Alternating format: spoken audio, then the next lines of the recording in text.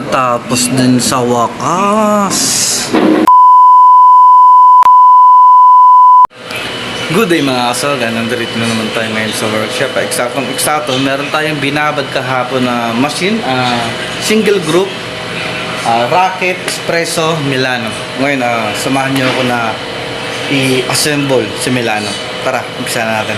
Mga kasog, ay papakita ko lang muna sa inyo yung mga parts ni Milano, ni Racket. Yan siya, naibalik ko na yung group head nya. Maglalagay na lang ako ng picture sa taas para makita nyo nung hindi ko pa siya kinakabit.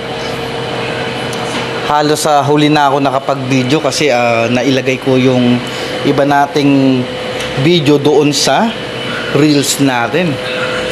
Kung paano natin siya binaklas, kung paano natin siya binaba, doon natin na nailagay. Ngayon, iprepare ko lang yung gamit para ma-assemble na natin si Racket. Kaya ano pa hinihintay nyo? Tara, umpisa na natin.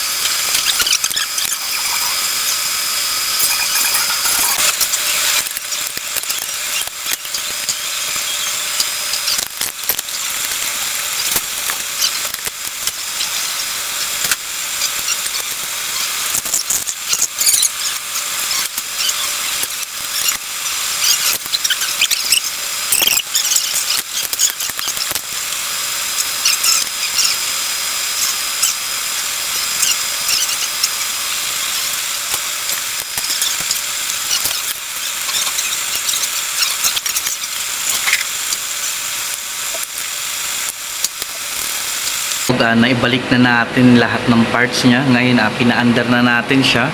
Pinahigop na rin natin siya ng tubig. Nihintay na lang natin ngayon na uminit siya ng gusto. Tapos, pag uminit siya ng gusto, doon natin makikita kung merong leak na lalabas. Doon tayo magbaback job pag merong lumabas sa mga dugtungan. Mga ganyan, ganyan. Ayan ang babantayan natin ngayon. Kaya hindi pa natin siya isasara.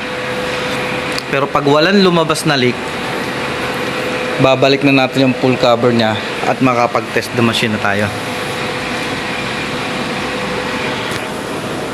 Ngayon, isasara natin tong steam para makabuo siya ng pressure sa loob.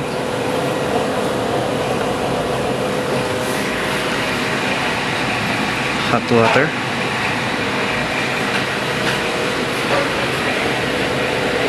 Nahawakan ko yung boiler, medyo mainit na siya. Makakabuo siya ng steam pag umangat to.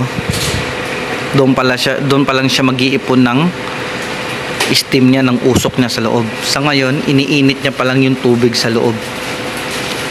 Itong maliit na to, aangat yan, doon pa lang siya mag-iipon ng steam. Kaya standby lang tayo mga kasuog. Mga kasuog, ito na yung mukha ni Racket. Naibalik na natin lahat. Yan, ang ganda niyang tignan, no? Panalo. Parang bagong-bago ulit siya.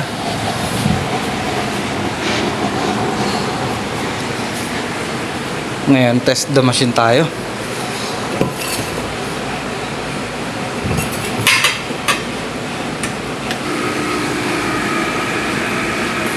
Mashallah.